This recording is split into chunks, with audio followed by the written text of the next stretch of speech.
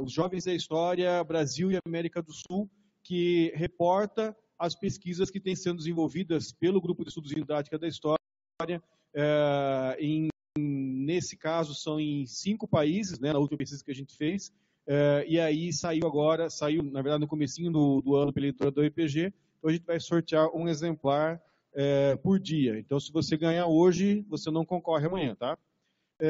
Eu quero apresentar o professor Fernando de Araújo Pena, da Faculdade de Educação da Universidade Federal Fluminense, e do Programa de Pós-Graduação em História Social da UERJ. O professor Fernando Pena é graduado em História, bacharelado e licenciatura, e é mestre e doutor em Educação.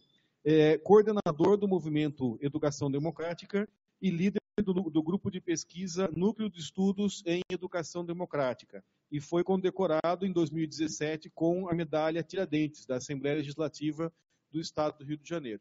Então, quero agradecer muito ao Fernando pela disposição de vir até aqui, a viagem longa que foi feita, e aguardamos aí, então, a tua exposição. Muito obrigado.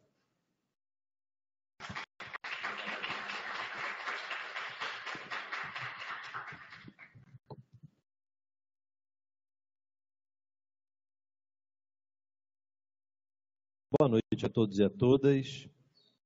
Gostaria de começar agradecendo pelo convite. É um prazer estar aqui com vocês para discutir didática da história. Agradecer especialmente ao professor Serri, que me fez o convite. Ele já me apresentou, eu sou professor da Faculdade de Educação da Federal Fluminense, lá no Rio, e faço parte do Movimento de Educação Democrática. Fiquei muito feliz com o convite, mas ele também foi um desafio, porque foi dado como tema para essa fala de abertura, ensino de história e pós-verdade. O que eu vou tentar fazer com vocês aqui, então, é uma fala dividida em 3 momentos. Um primeiro, discutindo com vocês o que seria essa tal dessa pós-verdade. Segundo momento, pensando um caminho possível de construção e uso político de algumas falsidades ou mentiras, fake news, como preferirem. E, por fim, algumas reflexões específicas sobre o ensino de história. Então vamos lá. Para começar, também elogiar o cartaz, compartilhei vários elogios nas redes sociais. Para falar de pós-verdade e ensino de história, o primeiro ponto, então, é falar um pouco sobre pós-verdade, porque a gente está falando sobre isso nesse momento. O termo pós-verdade ganha um grande destaque em 2016. Esse aqui é o site Oxford, da Universidade de Oxford. E lá em Oxford existe um departamento de dicionários, por incrível que pareça, e eles anualmente elegem uma palavra para ser a palavra do ano. No final do ano de 2016, a palavra do ano escolhida foi pós-verdade. Uma palavra que eles apontam, que já existia há mais de uma década, mas que entre 2015 e 2016, ela teve um aumento no seu uso de mais de 2.000%. Ou seja, uma palavra que começou a ser usada de maneira muito abundante e foi escolhida, primeiro, por essa pesquisa sobre o aumento exponencial do uso, mas também pelo contexto histórico. Em 2016, a gente está falando da eleição nos Estados Unidos e também da votação lá do Brexit. Então, ela é uma palavra não escolhida por acaso. Eu, então, peguei o verbete no dicionário, esse aqui é o site do dicionário de Oxford, e o termo pós-verdade aqui está definido. Para começar, uma diferença com o nosso uso aqui em português. Lá eles apresentam o termo pós-verdade como um adjetivo. Normalmente ele acompanha alguma outra palavra, um substantivo. Então lá aparece muito política da pós-verdade. Enquanto no Brasil, e essa tradução aqui eu peguei do site Nexo, já a tradução, né? E aqui a gente usa muito como substantivo. Além de eleger o termo, a instituição definiu o que é a pós-verdade.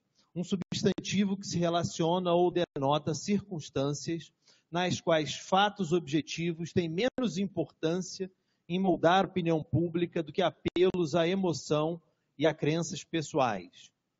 Essa é a definição, então, bem interessante, né?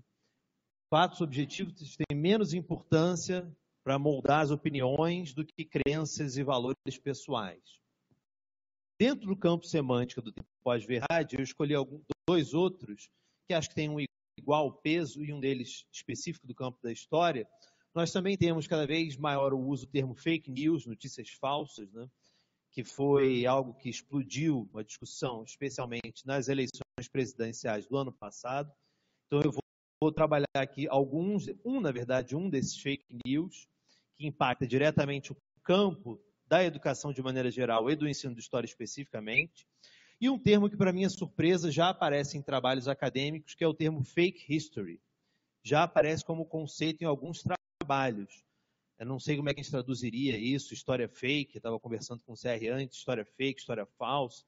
Mas eu trouxe aqui para vocês, eu fiz um breve levantamento, e no livro História, Memória e Performance, tem um capítulo, um livro de 2015, tem um capítulo intitulado Real Archive, Contested Memory, Fake History. Ou seja, o termo fake history já aparece em alguns trabalhos acadêmicos. E eu vou trazer aqui, na última parte da minha fala, alguns exemplos de fake history aqui no Brasil, para nós pensarmos sobre ele. Sobre eles, né? São 6 casos, na verdade.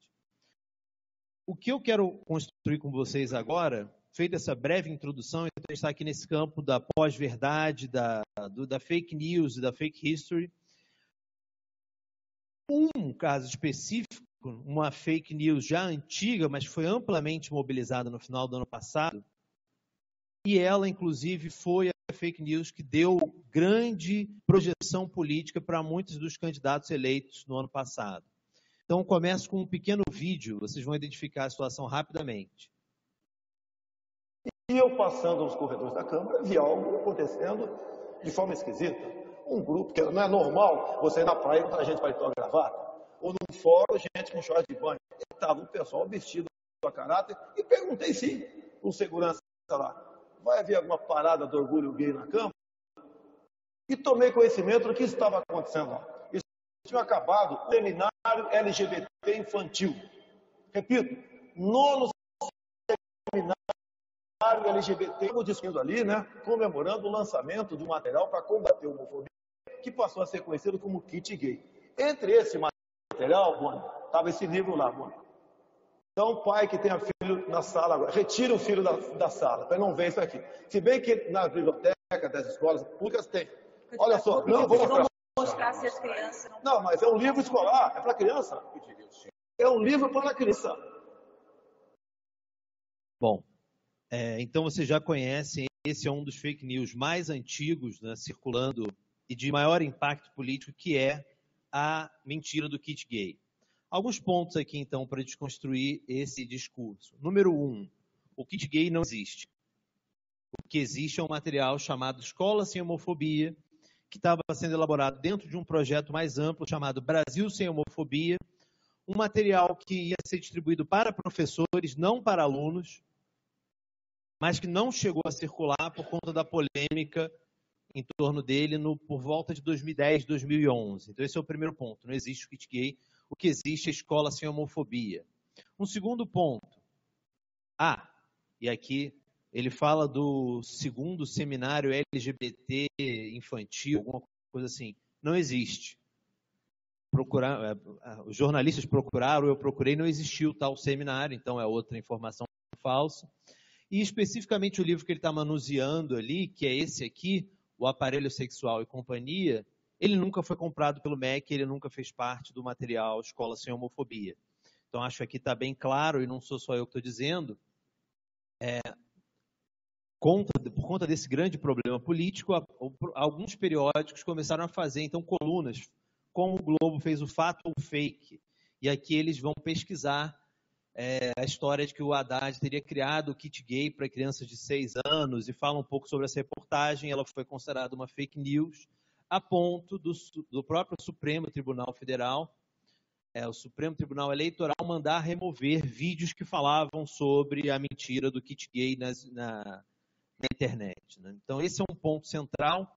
Eu quero destacar aqui, é nesse momento que eu quero chegar, entender. Tem uma outra entrevista do Bolsonaro, depois eu posso mandar a referência para vocês, na qual ele conta que a carreira política dele foi impulsionada pela perseguição que ele faz desse material, que começa em 2010, no final de 2010 para 2011.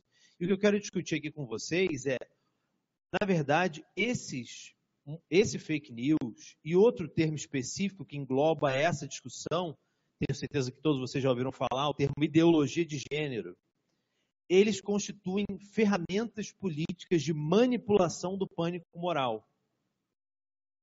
Esse é um ponto central para pensar, inclusive, o ensino de história. Por exemplo, o termo ideologia de gênero, quem quiser, eu recomendo os textos do Rogério Junqueira. Ele tem textos brilhantes no qual ele faz uma genealogia, uma história do termo, do significante de ideologia de gênero. Ele mostra que esse é um termo que surgiu dentro da Igreja Católica na segunda metade da década de 90 e se espalha, a perseguição à discussão de gênero se espalha para a Europa e países da América Latina. Quem quiser conhecer o caso específico da América Latina, tem um documentário excelente chamado Gênero sob Ataque. Mas o que importa para nós é que esse termo ele vem sendo usado em que sentido?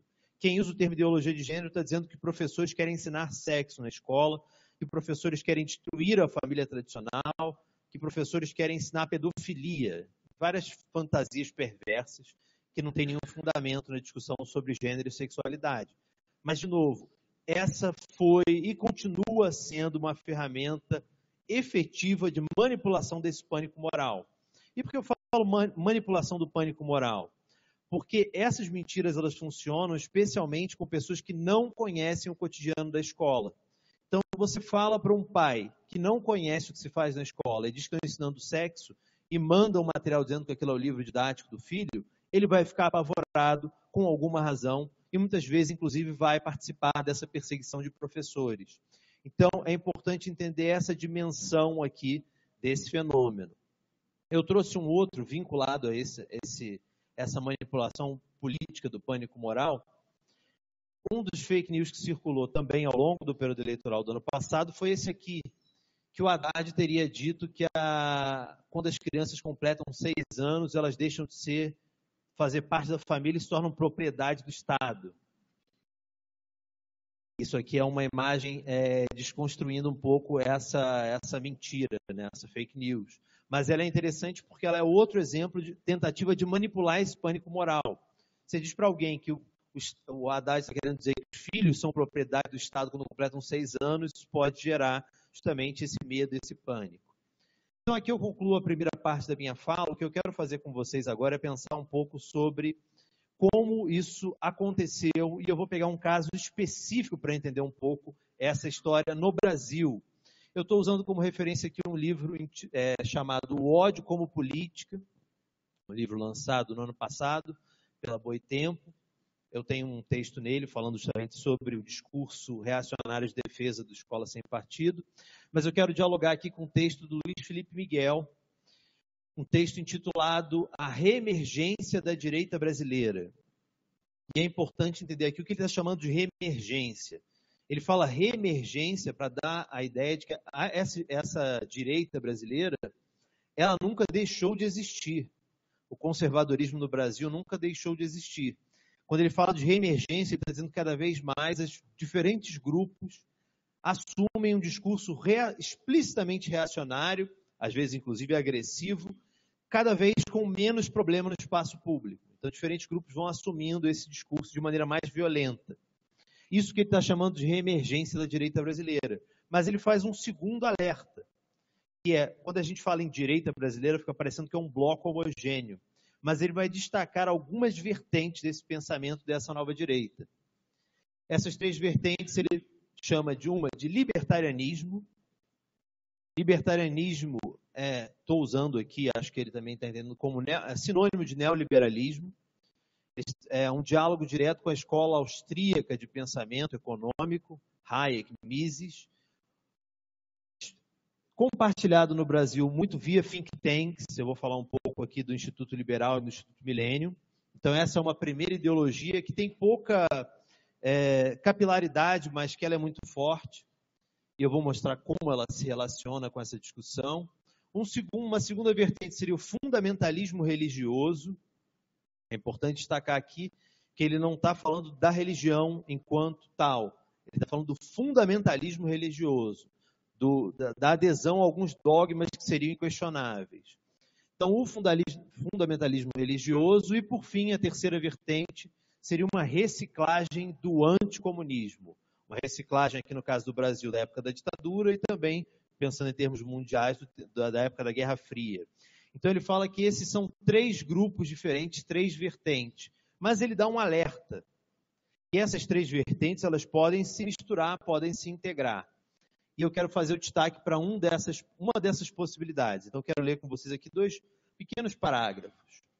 As 3 correntes não são estanques. Há um caminho em particular de fusão do anticomunismo com o reacionarismo moral, que passa por uma leitura fantasiosa da obra de Antônio Gramsci e recebe o nome de marxismo cultural. A noção de que a luta política tem como momento central a disputa por projetos e visões de mundo torna-se nas mãos dos seus detratores à direita uma estratégia maquiavélica, simplória, com o objetivo de solapar os consensos que permitem o funcionamento da sociedade, por meio da manipulação de mentes. Gramsci é apresentado como alguém que bolou um plano infalível para a vitória do comunismo, é o Cebolinha do pensamento marxista. Então, esse termo ele é especialmente perigoso. Eu tenho falado muito sobre um discurso reacionário, de maneira geral, mas que atinge o campo da educação. Esse discurso reacionário tem mobilizado alguns termos significantes, especialmente perigosos no campo educacional. Eu cito sempre 3. O próprio termo ideologia de gênero, para mim, é o mais perigoso de todos, inclusive, que eu acabei de mencionar para vocês. O termo marxismo cultural, essa ideia, então, que a esquerda internacional, vocês todos nesse auditório, teriam abandonado o marxismo insurrecional, a tentativa de tomar o poder pela força, para aderir ao marxismo cultural, que é infiltrar nas instituições para tomar o Estado. E o termo escola sem partido, que eu já vou voltar a ele. Mas aqui, então, essa seria uma vertente, o termo marxismo cultural seria uma vertente de articulação do reacionarismo moral com o anticomunismo. E o grande difusor dessa ideologia no Brasil, por essa leitura, um passo fundamental para a derrubada do capitalismo e da civilização ocidental seria a dissolução da moral sexual convencional e da estrutura familiar tradicional. Afinal, a família é a célula máter da sociedade.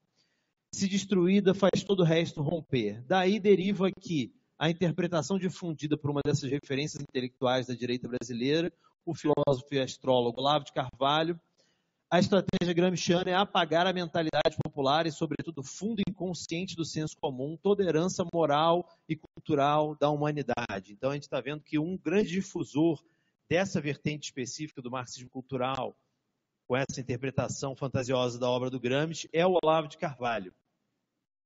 E nessa vertente a gente tem uma articulação desses elementos. Então eu quero pegar essas ideias aqui e quero analisar com vocês especificamente como essas temáticas se juntam na discussão sobre escola sem partido. Então eu quero explicar um pouco a metodologia que eu usei nessa pesquisa. Eu uso o Internet Archive, que é uma biblioteca digital de sites da internet e outros artefatos culturais na forma digital. Então, esse Internet Archive, ele captura diferentes sites e artefatos digitais. E você pode acessar essa ferramenta através de um mecanismo chamado Wayback Machine. No Wayback Machine, você digita um site e ele vai te mostrar, desde a fundação desse site, todos os momentos nos quais ele foi capturado. Então, eu vou usar aqui abundantemente essa ferramenta para pegar essa história do Escola Sem Partido. Para falar um pouco, então, sobre o termo, como eu falei, esse é um dos termos especialmente perigosos da discussão sobre esse discurso reacionário, porque a maioria das pessoas, quando escuta pela primeira vez o termo Escola Sem Partido, vai imediatamente declarar a sua adesão. Não, escola sem partido é isso aí, tem que ser sem partido mesmo, não pode ser com partido. O nome coloca para nós uma falsa dicotomia e manipula uma visão negativa fixada no termo política e partido, não é? Só que eu vou insistir para vocês e vou mostrar alguns elementos que, na verdade, quando eu falo de escola sem partido, eu prefiro dizer que é um projeto de escola que tenta destruir a sua dimensão educacional. É um projeto de escolarização que tenta destruir a dimensão educacional da escola. E aqui eu vou falar especialmente, quando eu falo sobre esse termo, eu estou falando simultaneamente de 2 fenômenos. Um deles é o projeto Escola Sem Partido, que aparece, o primeiro deles aparece em maio de 2014, apresentado por um deputado estadual do Rio de Janeiro. Peço desculpas pela nossa influência negativa no resto do Brasil, mas um deputado chamado Flávio Bolsonaro, ele entra em contato com o coordenador do movimento e ele pede para o coordenador do movimento, o advogado Miguel Najib, formule um projeto de lei que capture as ideias do movimento. Esse projeto, então, é apresentado em maio de 2014 na Alerj, lá no Rio. Aparece um segundo projeto algumas semanas depois, dessa vez apresentado por um vereador do Rio de Janeiro. Todo mundo acho que já adivinhou qual vai ser o nome desse vereador. O vereador é o Carlos Bolsonaro. Só que a grande questão é que a apresentação desses projetos não se limita à atuação dessa família no Rio de Janeiro. Porque quem efetivamente escreveu, o advogado Miguel Najib, compartilha isso no site do movimento como anteprojeto de lei municipal e estadual. Atualmente, a gente fez esse levantamento, refez esse ano, são mais de 200 projetos espalhados pelo país, em alguns municípios, inclusive, em vigor, inclusive no estado do Paraná. Santa Cruz do Monte Castelo, se eu não me engano, é o nome do primeiro município a aprovar e colocar em prática, e fica aqui no estado. Mas, como eu disse, eu não quero falar tanto do projeto, eu quero pegar um recorte inicial. A gente chama de uma primeira fase do Escola Sem Partido, que é justamente da sua fundação em 2004 até 2014. São 10 anos iniciais. E aqui eu mostro para vocês, usando a ferramenta Wayback Machine, como era o site. Esse aqui é o site original, uma captura de maio de 2004. Essa era a carinha dele na época. E atualmente ele tem essa aparência. Não mudou tanto assim. Mudou alguns elementos, o site foi reformulado, algumas coisas aparecem, outras permanecem. Pois bem, o site foi criado em 2004 pelo advogado Miguel Najib. Inicialmente, o Escola Sem Partido não era um movimento. Eles mesmos chamavam escolasempartido.org. Era esse site que foi criado para disponibilizar artigos nessa temática e abrir um espaço para denúncias. Isso tudo muda por causa do ensino de história. Aqui a gente começa a juntar um pouco as nossas temáticas. Por conta, na verdade, desse livrinho aqui, eu não sei se todos conhecem, né? É um livro didático chamado Nova História Crítica, do Mário Smith. Ele foi até o ano de 2007 um dos livros mais utilizados do Brasil, de longe. Ele chegou a vender 20 milhões. Numa matéria da época de 2008, ele trazia os dados com relação a esse livro. Na época, os best-sellers eram O Código da Vinci e um outro livro do Paulo Coelho, que eu não lembro o nome. Mas o livro do Mário Smith, sozinho, vendia mais do que o quádruplo desses dois livros somados. Tamanho o sucesso editorial dele, e ele era distribuído via PNLD até 2007. Mas o que acontece em 2007? Um jornalista chamado Ali Camel, editor-chefe do jornalismo do Globo, escreve um texto intitulado O que estão ensinando as nossas crianças?, que denunciava o livro do Mário Smith como um manual de catecismo marxista, usando inclusive estratégias pouco éticas, mesmo para um jornalista, né, que a gente sabe que é diferente do historiador. Ele citava passagens do livro sem dizer qual era a página, ele tirava de contexto, botava reticências e não dizia o lugar onde a gente poderia consultar ali a informação, né, o número da página. Só que esse texto, ele sai no Globo em setembro de 2007 e ele é reproduzido em quase todos os periódicos da época. Então, o Globo, o Estadão, a Folha, o Estadão de novo, a Folha de novo, o Reinaldo Azevedo, que muita gente acha hoje um cara bacana, né, progressista, nessa época era um dos maiores defensores do Escola Sem Partido, participou ativamente dessa perseguição do livro do Mário Smith, e eventualmente isso chega, inclusive, às revistas semanais. E aqui eles comemoram, né? Como eu disse, 2004, absolutamente relevante. O primeiro momento de destaque deles é 2007, 2008. A grande imprensa acordou chocada para o problema da instrumentalização do conhecimento para fins político-ideológicos, né? E aí cita todas essas matérias. Mas uma em especial é importante para nós aqui, que foi um dossiê da Veja de 2008, com essa capa aqui, O Ensino no Brasil é Ótimo, os erros não são só dele, na qual eles têm um dossiê que toma várias páginas da revista, eu coloquei aqui só para vocês darem uma olhada, né? O que estão ensinando a ele é uma matéria bem longa, prontos para o século XIX, né? Com uma foice e um martelo ali na forma de uma caneta e um lápis, com uma pesquisa de opinião que, inclusive, eles usavam até recentemente para falar da necessidade do projeto, Eu não vou mostrar para vocês, se quiserem a gente voltar isso no debate. Está aqui a pesquisa, né? Mas o que eu quero chegar é eles finalmente aparecerem em algum lugar. Então aqui é uma foto, concluindo esse dossiê, né, essa matéria, Contras a doutrinação. O advogado Miguel Najib, sentado, fundou a ONG Escola Sem Partido, junto com pais, junto com outros. Ups, preciso conectar o computador na tomada. Alguém pode me ajudar aqui? Só pegar a tomada. Enquanto isso, eu vou cantar uma canção para vocês.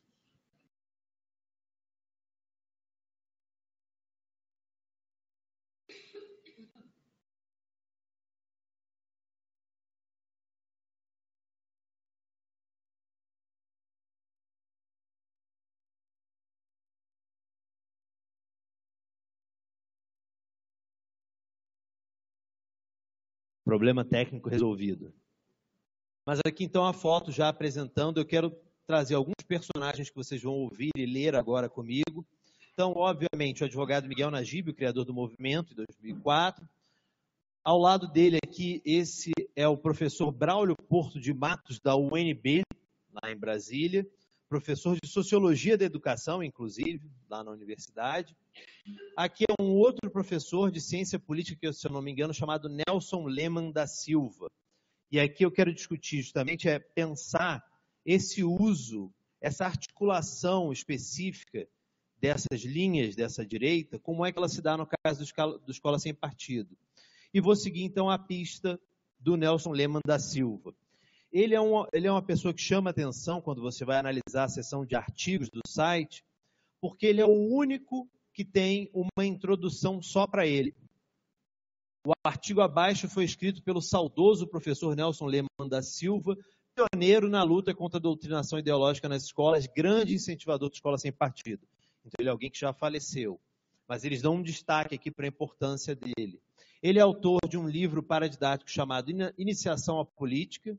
Fica aqui uma coisa meio estranha, né? Escola sem partido, mas autor do livro Iniciação à Política.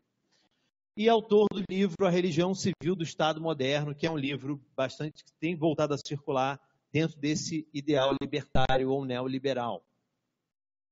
Ele é autor desse texto aqui as coisas começam a juntar, é aqui que eu quero chegar. Ele escreveu esse texto chamado Olavo de Carvalho Inconveniente, que ele publicou no site Instituto Liberal de Brasília, dizendo em 2001 que Olavo de Carvalho era o cérebro mais poderoso entre nós. Olavo tanto é capaz de embrenhar-se nas abstratas questões metafísicas, quanto de comentar com agudeza as manchetes do dia. Sua escola informal, como a de Sócrates, lança silenciosas sementes pelo país. Chega a dar um arrepio, não? Por incrível que pareça, ele estava certo, né? Ele realmente estava lançando sementes por volta ali do final da década de 90, início dos anos 2000. E aqui, o que para mim inicialmente pareceu estranho, mas não parece mais, é por que alguém, e vocês já vão ver o Nelson Leman da Silva, eu fui procurar então lá usando o Wayback Machine a lista de associados do Instituto Liberal de Brasília, e lá encontro aqui o Nelson Leman da Silva, diretor executivo, ele não era qualquer um dentro do Instituto Liberal, professor da UNB também. Aqui embaixo o Braulio Porto de Matos, sociólogo, professor da UNB, e para minha surpresa, Miguel Najib, advogado, também era membro do Instituto Liberal de Brasília.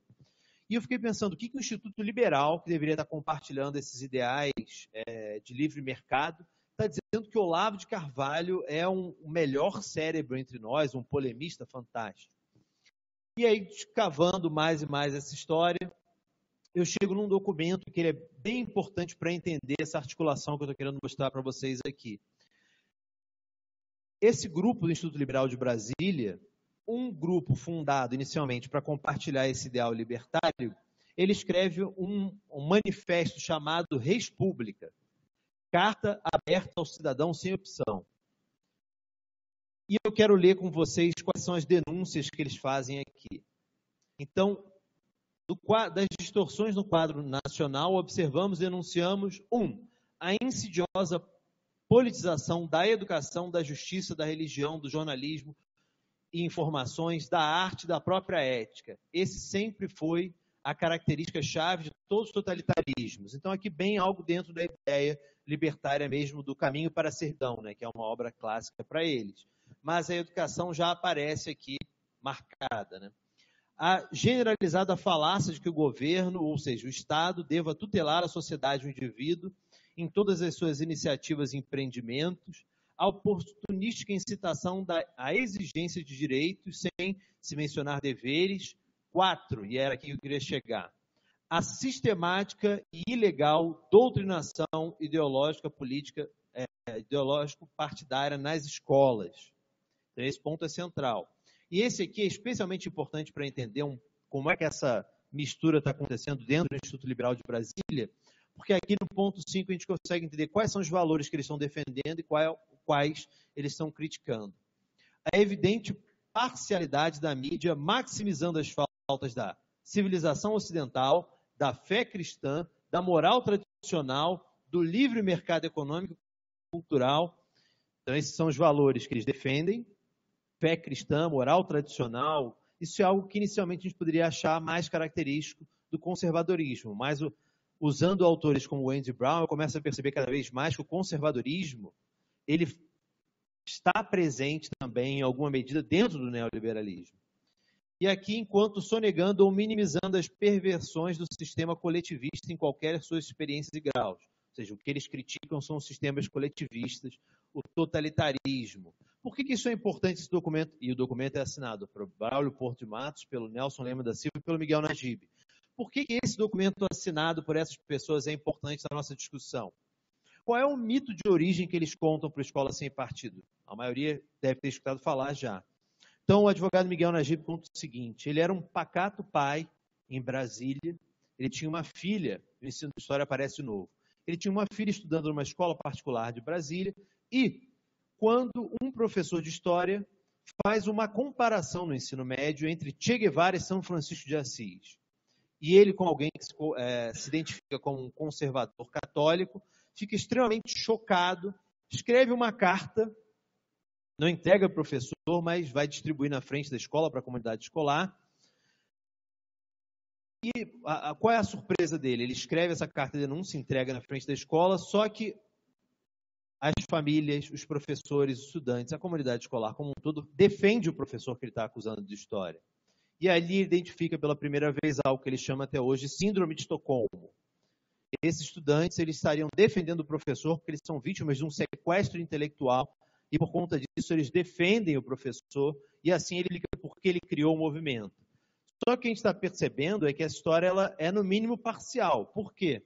Porque ele já era um militante do Instituto Liberal de Brasília que se posicionava com relação às questões vinculadas à educação e à doutrinação ideológico-partidária nas escolas. E aqui esse link, essa ligação fica mais óbvia se nós olharmos a seção de artigo no site do Escola Sem Partido, do Movimento Escola Sem Partido, nos seus 10 primeiros anos, o autor mais citado é Reinaldo de Azevedo, olha ele aí de novo, Olavo de Carvalho e o próprio Miguel Najib, além do Luiz Lopes Diniz Filho, professor da Federal do Paraná, se eu não me engano, de Geografia.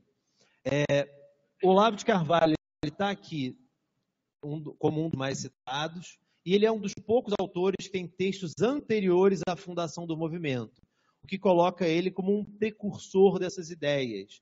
Esses são os títulos dos textos que ele escreveu lá no site do Escola Sem Partido. Nesse texto aqui, Neutralidade e Ortodoxia, de 98, ele já criticava o livro do Mário Smith e ele já reclamava da presença do termo gênero dentro dos parâmetros curriculares nacionais, antecipando várias dessas tendências que a gente está mencionando agora, né? E eu destaco aqui um texto de 2003 chamado Estupro Intelectual da Infância. Por que esse texto é importante? A gente tem chamado ele, em artigos recentes, da dupla certidão de nascimento do movimento Escola Sem Partido. Por que dupla certidão? Como eu contei, o advogado Miguel Najib escreve uma carta em 2003, que acontece? O Olavo de Carvalho escreve um texto de autoria dele para divulgar a carta do advogado Miguel Najib, o estupro intelectual da infância, carta de Miguel Najib ao professor Iomar. E um dado importante nessa análise é perceber que o texto do Olavo de Carvalho é de 19 de setembro de 2003, assim como a carta escrita pelo advogado Miguel Najib, que mostra para nós uma conexão direta. Essa rede de sociabilidade criada no Instituto Liberal de Brasília faz com que ele tenha acesso direto ao Olavo de Carvalho. Permite, inclusive, que a gente coloque como hipótese uma ação conjugada aqui, porque ele escreve a carta no mesmo dia o Olavo de Carvalho publica com o texto introdutório. Esse é um documento essencial para entender essa relação que nós estamos falando aqui sobre reacionarismo no campo moral e fundamentalismo religioso, junto com o anticomunismo. Vamos lá, preparem-se. Então, só um parágrafo da carta do advogado Miguel Najib. E já que a gente está falando de fake history, também se preparem. Che Guevara era tão parecido com Francisco de Assis quanto um discípulo de Satanás se parece com um discípulo de Nosso Senhor. De família rica, São Francisco de Assis abraçou a pobreza para levar o amor onde houvesse ódio. Che Guevara largou tudo para levar o ódio a toda parte. São Francisco olhava para o céu. Che Guevara não olhava senão para a sua utopia materialista. O santo dedicou a sua vida ao evangelho, o guerrilheiro a mais assassina das ideologias. Amigo de Deus, São Francisco ajudou a edificar o seu reino. Amigo de Fidel, que o traiu enviando para a morte na selva boliviana, Che Guevara ajudou a implantar o único regime totalitário da história da América Latina, uma das ditaduras mais antigas do planeta. Vou deixar aqui a desconstrução dos fake histories para o debate, mas vocês já perceberam, né? Mas aqui é bem interessante que a gente tem uma amálgama, uma mistura simbiótica entre o anticomunismo e o fundamentalismo religioso. O São Francisco de Assis é um santo, ele está dentro da prerrogativa dele como um católico, só que o Che Guevara é o contrário, né?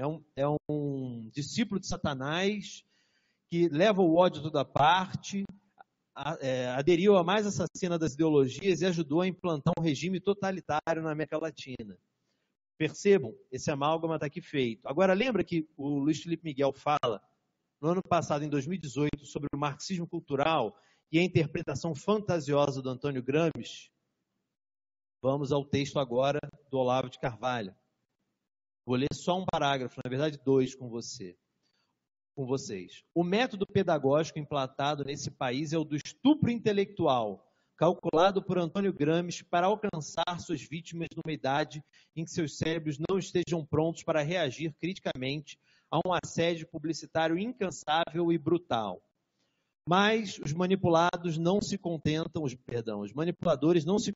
com a propaganda doutrinária, passam à arregimentação ativa, usando alunos como exército de reserva para engrossar as passeatas convocadas pelo Partido Governista ou pela rede internacional de ONGs esquerdistas milionárias, que muito gramscianamente se autodenomina Sociedade Civil Organizada, ou seja, o partido com letra maiúscula sobre outro nome.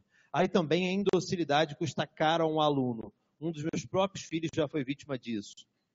Então percebem essa fantasia do marxismo cultural? O termo não aparece ainda, mas ela já está toda descrita aqui nesse parágrafo. E o Olavo de Carvalho continua sendo uma referência para esse movimento. Eu falei que meu recorte ia ser 2004, 2014.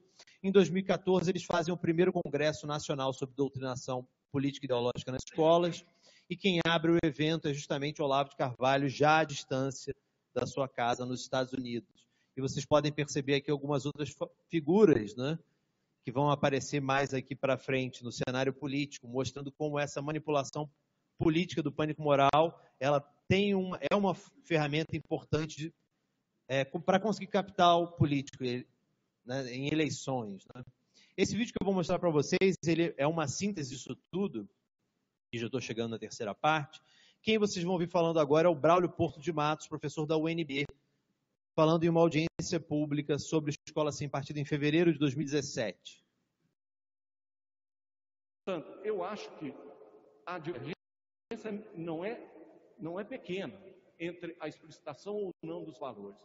O que precisaria, ao longo do debate, voltar a isso, é entender quando se dá essa passagem do marxismo insurrecional para o marxismo cultural, isso poderia dar um curso inteiro sobre isso em vários países, como isso aconteceu, a estratégia revolucionária de conquista do poder tem fracassado na via insurrecional, ela explicitamente assimilou a estratégia de enfiar nas instituições, nas escolas, nas igrejas, na imprensa, e usar a linguagem comum, como disse o professor Diniz. Muito antes de ser traduzido para o português, ali já no final dos anos 70, início dos 80,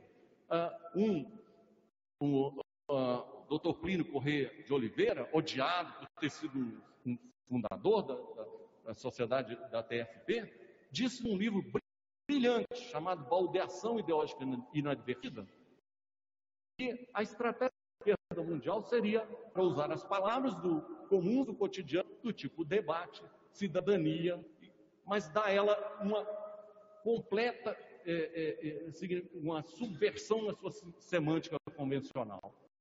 Isso explicaria em larga medida porque tantas pessoas se prestam a fazer um discurso envenenado, profundamente envenenado, sem se dar conta de que estão alimentando a política de caso pensado. Isso dificulta, porque fica parecendo que nós somos paranoicos, que vemos fantasmas em todo lugar. Foi ele que disse, não fui eu. Então vocês ouviram, não sei se vocês conseguiram pegar todas as referências. Quem falou antes dele nessa audiência pública na Câmara dos Deputados fui eu. Então percebam como esse é um discurso antidemocrático, né? Ele está ali quase imunizando a plateia contra mim. Olha, quando ele fala em debate, cidadania, ele está trocando o sentido das palavras. O discurso dele é envenenado. Não escute, senão você pode ser corrompido. Isso é extremamente antidemocrático. E ainda mais se você pensar dentro do quadro no qual ele me coloca e aos professores de maneira geral. Então, ele vai dizer que... Travou. Não, eu tenho que trazer a seta de volta para cá. Pronto. Ele vai dizer que a esquerda internacional teria abandonado o marxismo insurrecional, a tentativa de tomar o poder pela força, e teria aderido ao marxismo cultural, que é então o termo que mostra esse amálgama que a gente está discutindo aqui, seria infiltrar as instituições para tomar o poder do Estado por dentro. E o mais chocante, já que nós estamos no evento aqui de didática da história, é o referencial teórico escolhido para fazer essa operação. É um autor chamado Plínio Corrêa de Oliveira, ninguém mais, ninguém menos do que o fundador da Sociedade Brasileira de Defesa da Tradição, Família e Propriedade, num livro publicado em 1965, chamado Baldeação Ideológica Inadvertida e Diálogo, defendendo essa ideia de que nós estaremos trocando o sentido das palavras para tomar o poder, não é? E um último ponto, antes de chegar na parte final da minha fala, é mostrar também como essa articulação entre a tentativa de censura dos professores e a discussão de gênero, ela começa em 2011. Esse aqui é um campo criado em 2011, chamado Educação Moral, Direito dos Pais. A primeira matéria compartilhada por eles é uma matéria de junho de 2011, chamada O Kit Gay nas Escolas, escrito por um padre chamado Luiz Carlos Lode da Cruz. Então, percebam, esse é um assunto que faz com que essa discussão ganhe mais força. Inclusive, esse aqui é a primeira vez que o Miguel Najib escreve num grande periódico, né, eu acho que é a Folha, num texto intitulado Direito dos Pais ou do Estado, Luiz Carlos Faria da Silva e Miguel Najib. Quem são os autores? Luiz Carlos Faria da Silva é doutor em Educação pela Unicamp e é professor adjunto da Universidade Estadual de Maringá. Ele é um dos maiores militantes na causa do homeschooling. E não é casual essa junção aqui entre escola sem partido e homeschooling, mas esse não é o nosso foco hoje. Agora, o Miguel Najib ele é procurador do Estado de São Paulo, coordenador do site escolasempartido.org e especialista do Instituto Millennium. De novo, a minha tentativa de mostrar que essa articulação entre o que nós consideramos essa pauta neoliberal e a pauta reacionária. No texto eles dizem o seguinte: impõe-se que questões morais sejam varridas dos programas das disciplinas obrigatórias de ensino, quando muito podem integrar a disciplina facultativa. Estão dizendo que questões morais têm que ser banidas do ensino. Mas, como eu disse, nessa época o advogado Miguel Najib ele era articulista do Instituto Millennium. E quando ele estava lá, esse aqui é um print da época do site do Instituto Millennium, ele escreveu um texto chamado Por uma Escola que Promove os Valores do Milênio. Espera aí, não tinham que ser todos varridos do currículo? Estranho, né? E aqui ele vai dizer, então, quais são esses valores neutros que devem poder figurar nos currículos. Propriedade privada, responsabilidade individual, meritocracia. Percebam? Será que esses são valores neutros necessários à transmissão do conhecimento? Ou aqui nós temos uma proposta ideológica muito clara? É óbvio que eu estou defendendo aqui o segundo caso. Bom, tudo isso para mostrar para vocês como no caso dessa corrente do Escola Sem Partido, muito influenciada pelo Olavo de Carvalho, a gente tem uma articulação entre o neoliberalismo e o reacionarismo de cunho moral. Para fechar minha fala, então, agora é pegar toda essa discussão sobre fake news, pós-verdade, fake history, e pensar o ensino de história. São muitas questões possíveis aqui, eu vou apontar algumas, depois a gente pode voltar a elas no debate. Então, uma primeira questão aqui importante, uma consequência muito grande desse discurso reacionário no campo educacional e no campo do ensino de história, são professores deixando de ensinar história como eles foram formados para fazer na universidade por medo. Como eu disse,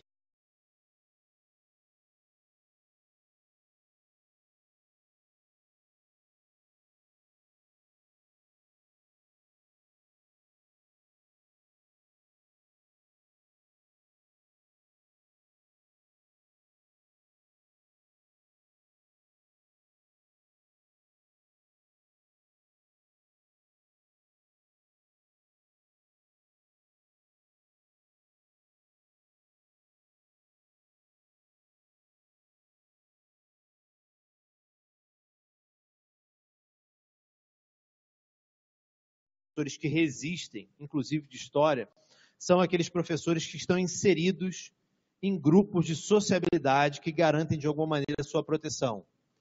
Grupos de professores, a direção apoia, associações científicas, a AMPU tem tido um papel nessa luta, movimentos sociais, sindicatos, o que quer que seja. Então, professores que têm alguém para se apoiar, têm feito essa resistência, têm continuado discutindo essas temáticas. Agora, com isso eu não quero dizer que a gente deva culpar os professores que estão deixando de falar sobre essas temáticas. Nós fizemos um debate lá na UF no dia seguinte à eleição do segundo turno, chamado Educação Democrática em Contexto Antidemocrático. E falamos que nós tínhamos que continuar pautando as discussões sobre gênero e sexualidade, com o nosso compromisso com uma verdade histórica, por mais que seja provisória. E eu lembro que, muito enfaticamente, todo mundo muito animado ali, dando um gás naquele dia sombrio, mas eu lembro que uma aluna, ex-aluna minha, uma professora recém-formada, mulher negra, pegou o microfone no debate e falou, olha, Fernando, eu tenho medo. Eu tenho medo pelo meu corpo. Na escola onde eu trabalho, eu não tenho o apoio de nenhum professor nem da direção. Eu já recebi ameaças. Então, não se trata aqui de questionar esses professores, mas de pensar como estender essa rede de sociabilidade para eles. Não é? Então, essa é uma questão importante. E qual seria o impacto dessa discussão especificamente no campo da história? Eu achei uma matéria que me surpreendeu no jornal Globo, que a chamada era a seguinte: versões absurdas de fatos históricos ganham força e alarmam especialistas. Os historiadores estavam preocupados aqui. E nessa matéria do Globo, eles fizeram uma lista de 6 exemplos de fake history. Então, o jornal Globo já está trabalhando com o conceito de fake history. Então, quais são as 6 fake histories que eles selecionaram aqui? Nazismo era de esquerda. Mito, o nome do Partido Nacional Socialista dos Trabalhadores Alemães, logo de esquerda. Consenso, a palavra socialista era um chamariz. O nazismo era de extrema direita. Então, coisas óbvias, né? O Japão foi invasor pacífico. O Holocausto não existiu. Aqui a gente discute também os negacionismos, tanto fora quanto dentro do Brasil. Portugueses não pisaram na África. Essa aqui é um mais recente, né? O atual presidente, numa entrevista, acho que no Jornal Nacional, disse, foi no Roda Viva, que os europeus nunca tinham pisado na África, os próprios africanos que faziam o comércio ilegal de escravos. Isso tornou, então, mais um desses fake histories, né? Os escravos eram submissos. A ditadura foi dita branda. Então, esses são alguns exemplos. E aqui eu acho que a discussão feita sobre cultura histórica tem muito a ajudar. Eu estou pensando aqui justamente na pesquisa dos jovens e a história, quando um dos resultados da pesquisa na Europa, e acho que reafirmado aqui no Brasil, é que uma surpresa inicial foi que os estudantes eles aprendem história não só na escola, mas nos outros espaços, às vezes especialmente em YouTube, em jantares de família, em grupos de WhatsApp, no Jornal Nacional, em debates políticos. Então, a grande pergunta que fica para nós nesse contexto é como lidar com isso no ensino de história, especialmente. E aqui tem uma tensão especial que lida com uma outra discussão acadêmica, que era uma discussão sobre a pedagogia decolonial. Muito se falava como a ciência, ela participava de um epistemicídio, deixando que outras vozes outras formas de conhecimento fossem anuladas na sociedade. Então, a gente agora está espremido entre dois lados. De um lado, a defesa desse conhecimento acadêmico, mas com um cuidado cada vez maior para que esse conhecimento acadêmico não seja visto como o único possível. Então, percebam, é super difícil. E como lidar com isso em sala de aula, né? Como falar com estudantes que vão chegar dizendo, não, eu vi no Brasil Paralelo. Tem até, inclusive, candidato a diplomata nos Estados Unidos que diz que está estudando, assistindo os vídeos do Brasil Paralelo, né? Vai passar para uma sabatina no Senado Federal. Então, essas são algumas questões que eu coloco aqui para nós pensarmos. A minha tentativa foi mais de entender, num passado recente, como esse discurso reacionário ele impacta o campo educacional, trabalhando com mentiras, trabalhando com fake news e fake history, né? Quando você fala de regime totalitário na América Latina. Mas aqui eu acho que a grande discussão nossa é se essas visões da história estão circulando na cultura histórica, também na cultura escolar, é como lidar com esses desafios. E eu continuo insistindo que eu acho que agora é a hora, e aí tem várias questões para mitigar isso, mas como a metodologia da história pode ser apropriada no ensino de história, como o trabalho com fontes, a discussão sobre a confiabilidade das informações, cotejar diferentes fontes de informação, ela pode contribuir cada vez mais. E eu tenho insistido que eu acho que dessa história toda, desses ataques todos, a gente pode tirar avanços, né? Pautar a discussão educacional em outros termos e fazer uma renovação também do ensino de história nas escolas. Então, como a minha tarefa foi mais colocar questões aqui do que respondê-las, eu agora me coloco à disposição de vocês para o debate. Obrigado.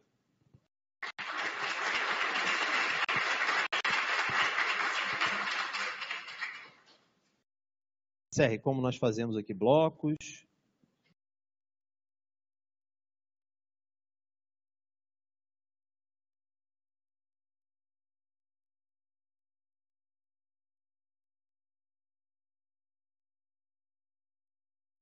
Perguntas, eu sei que é um bombardeio de informações pesadas, né? Mas está aberto aqui o microfone para quem quiser fazer alguma pergunta. Pode.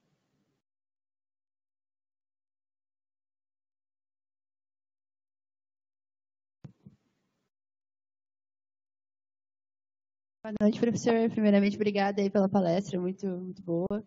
Eu já venho acompanhando seu trabalho há algum tempo, assim, e eu queria saber mais como que se dá as discussões com o professor Gaudêncio Frigoto, assim. Ele tem uma perspectiva de pesquisa mais marxista, né? E aí, quando você falou ali que o neoliberalismo tem esse cunho conservador, eu queria saber como que se dá essa discussão, porque para o Gaudêncio me parece mais o Escola Sem Partido, enquanto um movimento que vem junto com o fascismo, assim, e para ele, eu acho que é um entendimento de que o fascismo é um produto do capital monopolista, né? Eu queria saber como que se dá essas discussões entre vocês, assim, mesmo, porque eu já vi vários artigos e tal com vocês dois. Obrigada. Vou respondendo essa enquanto isso. Então, é preciso entender uma tensão entre grupos tipicamente neoliberais e grupos reacionários do campo moral. Vou dar alguns exemplos dessa tensão. O primeiro deles, fui chamado para uma audiência no Senado Federal. O tema era liberdade de expressão em sala de aula. Escrevi um texto, uma espécie de um manifesto, uma carta, em defesa da liberdade de expressão em sala de aula. E abrimos para assinaturas. A Fundação Roberto Marinho pediu para assinar a carta. E eu pensando, o que eu estou fazendo, né, gente? Fundação Roberto Marinho querendo assinar o que eu escrevi. Mas isso mostra para mim que a Fundação Roberto Marinho, naquele momento, estava se opondo à proposta do Escola Sem Partido. Segundo exemplo, Escola Sem Partido é aprovado no Estado de Alagoas em 2016.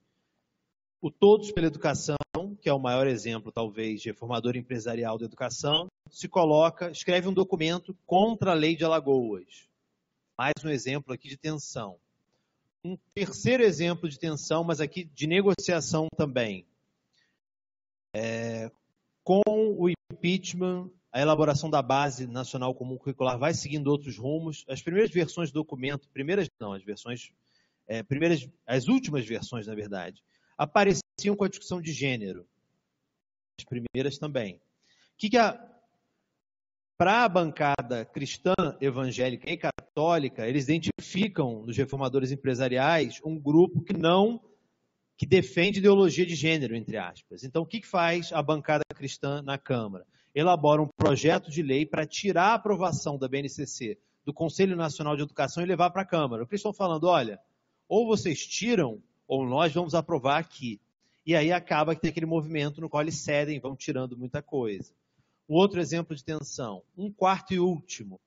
Bolsonaro ganha as eleições, Viviane Sena, representante do Instituto Ayrton Senna, reformador empresarial, vai na casa do Bolsonaro e começa a se sondar o nome do Mozart Ramos, ministro da Educação. Vem o grupo cristão e fala, não te elegemos para isso, pô, volta aqui. E aí o nome do Mozart sai da disputa. Então, para entender isso, acho que a gente precisa fazer uma discussão muito cautelosa, até nessa disputa política, para saber quando a gente pode usar essa tensão a nosso favor. Então, tem uma complexidade. Então, isso no campo prático político. No campo conceitual, eu tenho trabalhado muito, e acho que a discussão aí é convergente, com uma autora chamada Wendy Brown. A Wendy Brown, ela é alguém que estuda o neoliberalismo, o libertarianismo, e ela vai dizer o seguinte, ela tem um texto seminal de 2005, 2006, chamado American Nightmare. O argumento dela é que muita gente acha que tem uma separação entre neoconservadores nos Estados Unidos e neoliberais. Mas o argumento dela é que é o contrário, que o neoliberalismo e o neoconservadorismo, eles convergem. Muitas vezes o neoliberalismo, quando ele atua destruindo todos os elementos mais básicos da democracia, elementos tanto institucionais quanto de cultura política, de imaginário igualitário, ele abre o caminho para o discurso reacionário mais agressivo. Então tem uma química de junção, que é um pouco o que você acabou de dizer. Essa linha no campo educacional, eles vão destruindo esses elementos mais básicos do que nós consideramos uma educação democrática, e esses grupos, então, têm como chegar de maneira mais forte, no caso do Futurice agora, né, o contexto no qual está chegando uma proposta como o Futurice.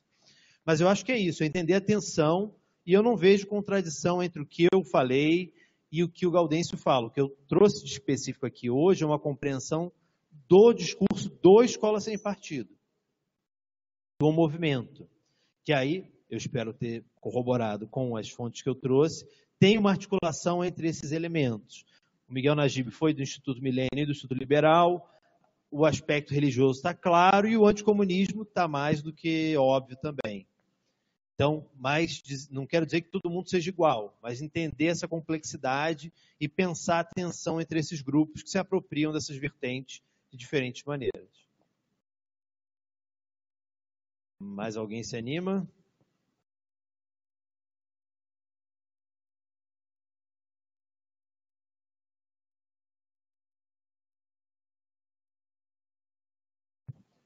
Boa noite, professor. Boa noite, pessoal.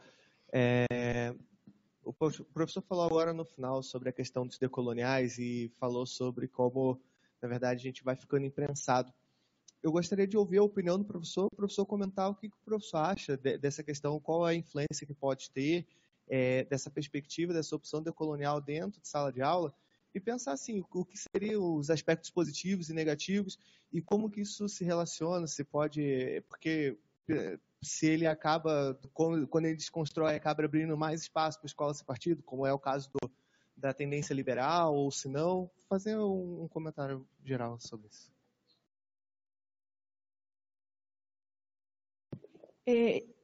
eu queria que você falasse um pouquinho mais. Eu pesquiso gênero, né? Sou uma historiadora dos estudos de gênero.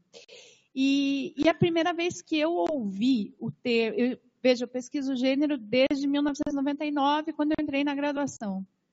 E a primeira vez que eu ouvi o termo ideologia de gênero foi em 2011. E eu me senti muito mal porque eu não sabia exatamente o que significava aquilo. Então, eu pesquisava gênero, eu tinha mestrado em gênero, eu estava fazendo doutorado em gênero e eu não tinha a menor ideia do que significava ideologia de gênero, né? Porque era um termo completamente estranho a mim. E daí depois que a gente foi ver quando surgiu e tudo mais. Hoje, a percepção que eu tenho é que gênero, infelizmente, tem sido travestido, vamos dizer assim, ou deturpado, e tem sido o elemento principal de reorganização de um novo tipo de direita, sabe? Não é uma direita, um campo político, civilizado, não, é um outro tipo de manifestação, né? Muito raivosa, inclusive com violências físicas. A gente teve impedimento de defesa de mestrado na Federal da Bahia, né? Professores agredidos e tal, ou, né, verbalmente agredidos. Então, assim, eu vejo o gênero como um elemento de rearticulação desse novo tipo de direito. Eu queria que você falasse um pouquinho mais sobre isso, e me surpreendeu bastante as fotos ali que você mostrou, no qual aparece a Ana Carolina, em 2014, né? Ou seja, muito antes de toda a polêmica com a professora Marlene. Então, assim, parece que a coisa foi meio pensada, meio estruturada, né? Eu queria que você falasse um pouquinho mais sobre isso. Bom, vamos lá. Sobre o pensamento decolonial, para começar. Eu acho que o pensamento decolonial ele é central na discussão sobre uma educação democrática. Mas aqui eu não sei se precisa haver uma contradição, porque o pensamento decolonial vai trabalhar com a ideia de que não se combate sozinho a colonialidade, né? Que é diferente alguns autores diferenciam, outros não, do colonialismo. O colonialismo tem um caráter histórico, é um fenômeno que aconteceu, já passou. A colonialidade seria a permanência, uma colonialidade do poder, do ser e do saber. Ok, então o pensamento decolonial vai colocar para nós, a gente tem que combater o capitalismo, o colonialismo e o patriarcado. Então não vejo uma contradição nesse sentido. Agora, onde é que eu vejo a tensão que eu mencionei? É porque o pensamento decolonial coloca para nós a necessidade de relativizar a ciência como o único pensamento legítimo e levar em consideração essas outras formas de conhecimento. O que nos coloca, a princípio, mais vulneráveis à discussão sobre pós-verdade. Só que eu acho que a gente tem como trabalhar essa tensão de maneira positiva. E aqui eu volto, dialogando muito com os textos do professor Serri, para entender como eu acho que a metodologia da história, a maneira como opera o historiador, ele pode contribuir na formação de uma pessoa que entenda a especificidade do pensamento científico e não desconsidere outras formas de saber. Mas entende que na escola ele tem que dialogar com o pensamento científico. Vou dar um exemplo. Eu tenho dito que a liberdade de ensinar e a liberdade de aprender, elas estão em tensão. Uma vai moldando a outra. Como assim? Um professor ele não pode coagir o seu aluno para que ele mantenha ou abandone crenças de foro íntimo. Então, se o meu aluno ele acredita em um Deus, vários deuses ou nenhum Deus, isso é ele com ele mesmo. Se ele conseguir dialogar com o pensamento científico. E aí vem o outro lado da liberdade de aprender. Um aluno ele não pode se negar a dialogar com outras culturas por conta das suas crenças de foro íntimo. Então, um aluno, sei que não pode, isso tudo é muito abstrato, a gente vai negociar isso em sala de aula, mas um aluno pode chegar numa aula e falar, olha, eu não quero aprender sobre religião, sobre cultura afro-brasileira. É um conteúdo obrigatório. E ali ele não está sendo trabalhado como questão de fé, mas como manifestação cultural. Então, percebe? Eu acho que, de novo, a gente tem na metodologia da história uma chave possível para fomentar esse diálogo. Não acho que seja uma contradição que nos bloqueie, mas é pensar como tornar essa tensão positiva. Sobre a questão de gênero, acho que pegou todo mundo de surpresa, né? Mesmo quem não era especialista no tema. E aqui tem uma compreensão equivocada. Tem muita gente que acha que o Escola Sem Partido pautou a proibição de gênero e isso fez com que eles crescessem. É o contrário. O Escola Sem Partido, você pega o primeiro projeto nacional, o PL 867 de 2015, ele não trazia menção à questão de gênero. O projeto de 2016, do Senado 193, 2016, ele já traz a proibição à discussão de gênero. Qual é a nossa leitura? Que a perseguição à discussão de gênero já estava forte desde 2010, 2011, e o Escola Sem Partido ele cresce quando ele se coloca para uma solução, como uma solução para o problema da ideologia de gênero. Então, acho que você tem toda a razão. Não é casual, por exemplo, Crivella, agora, Rio de Janeiro, na situação na qual ele se encontra, ele parar para censurar um quadrinho da Marvel na Bienal, mandar várias pessoas fiscalizar a Bienal do livro. Dória mandou, eu tenho relatos de colegas de São Paulo, de pessoas, funcionários da secretaria, entrando em sala de aula com um saco preto para tirar a apostila no meio da aula. Santa Catarina, a mesma coisa, um livro que trazia o termo identidade de gênero, perseguido. Então, esse é o ponto central. Eu acho que o termo ideologia de gênero, ele se tornou a grande ferramenta de manipulação. Ele é o significante mais poderoso que eles usam quando precisam conseguir popularidade. E se você olhar o que aconteceu no ano passado, e o caso do Bolsonaro é exemplar, eles estão tendo todo o sucesso. Tem uma entrevista do Bolsonaro que eu guardei que ele fala: não, o que alavancou minha carreira política foi perseguir o kit gay. Então ele sabe que foi isso que deu para ele força. Né? Por que depois de eleito ele vai continuar batendo no kit gay? Porque ele sabe que é aqui que ele consegue ainda arregimentar pelo menos o bloco, o núcleo duro ali que vai continuar apoiando. Ele vai alimentando essa tensão. Então eu concordo com você. Eu acho que a discussão de gênero se tornou o alvo preferencial e é onde eles conseguem atacar essa ideia de manipular esse conservadorismo, que tem na ideia de família uma ideia central, um conceito-chave. E aí é isso, a ideologia de gênero quer destruir a família. Todo mundo fica apavorado, vamos combater então a ideologia de gênero. Onde é que ela está? Está no quadrinho da Marvel, está numa professora que fez uma aula, botou cartazes, então... Mas eu acho que uma reflexão que nós temos que fazer é como lidar com isso. Eu acho que a gente não está sabendo dar a resposta. Fazer um documento defendendo gênero não é ideologia, é teoria, isso no campo público, no debate público. Então a gente tem que tentar explicar, e a gente vai sair perdendo de muito, o que é trabalhar gênero e sexualidade numa escola. Só que a gente vai ter que desconstruir uma série de mentiras que já estão fortemente arraigadas nesse imaginário. Mas, para concluir, é isso, concordo com você. Eu acho que gênero se tornou o grande espantalho da vez. E a gente vai demorar, acho que um bocado para conseguir desconstruir essas mentiras que são muito fortes, né? Já estão muito arraigadas no imaginário.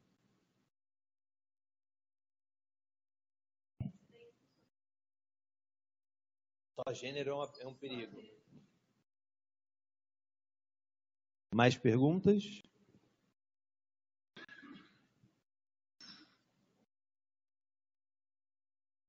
Boa noite, professor. Muito obrigada pela sua fala. Eu gostaria, assim, se você pudesse comentar um pouquinho com a gente, não sei se você já fez essa reflexão, se tem algumas implicações aí nesse ganho de capital da fake history, em comparação com as correntes, enfim, os escritos da pós-modernidade, que defendem esse campo conceitual, ao menos, de que forma uma abriu espaço para outra, ou elas estão se convergindo, enfim, se pertence. Bom, vamos lá então. Eu não gosto de botar esse problema na conta de algo que seria uma pós-modernidade muito vaga. Para mim, esse debate ele não ganha força, especialmente no espaço acadêmico. Ele ganha força num debate público, onde as pessoas não têm a menor ideia do que é a teoria pós-moderna. Eu vejo alguns autores, alguns colegas que eu inclusive gosto dos textos que eles produzem, dizendo que a culpa seria do pensamento pós-moderno, que relativizou muita coisa.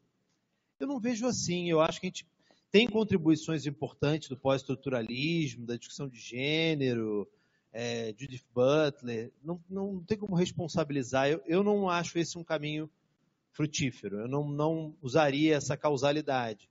Eles usam mais essa discussão que nós identificamos como pós-moderna como espantalho, tanto que a Judith Butler especificamente, que é uma pós-estruturalista, ela virou literalmente um espantalho, né? Queimaram um boneco com a cara da Judith Butler da última vez que ela... uma das últimas que ela veio a São Paulo. Não acredito que a gente possa responsabilizar a Butler por exemplo, isso. Acho que é mais um espantalho, né, da discussão de gênero, e talvez outros autores eles atacam agora também um pouco Foucault. Você acha que o Foucault fala mal da polícia, entendeu? É uma coisa meio doida. Mas é isso, eu não acho que seja um fator central.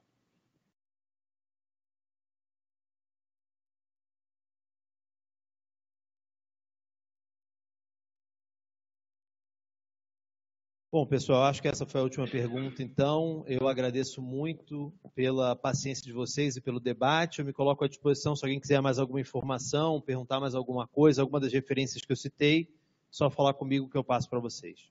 Obrigado.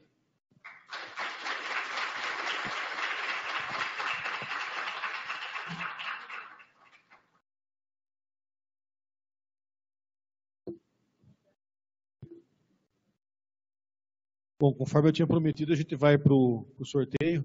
Eu vou pedir para o Fernando fazer para a gente a escolha de um número entre 1 e 31. Quem nasceu no dia 27, qualquer mês? 1, 2, 3. Vem aqui na frente para tirar 2 ou 1.